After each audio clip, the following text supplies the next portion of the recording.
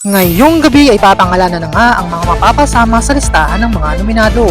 Sa panibagong linggong pananatili ng mga housemates sa loob ng bahay ni Kuya ay madami nga ang naganap at hindi nga maiwasan ng mga di pagkakaunawaan sa loob ng Big Brother house. Kaya naman dumating na nga ang oras ng pagbibigay ng puntos sa bawat isa. Kaya ngayong gabi, papangalanan na nga ang ikalawang set ng mga nominado. At upang mapulsuhan ang taong bayan kung sino-sino ba ang mga karapat-dapat na maging nominado, narito nga ang naging resulta sa naganap na poll ng bayan.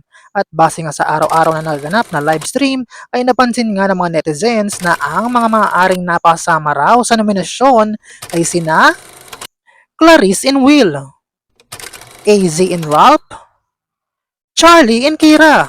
At kung totoo nga ito, sino-sino pa kaya ang mga makakasama nila? Kayo, sa tingin nyo, sino-sino ang mga mapapasama sa listahan ng mga nominado?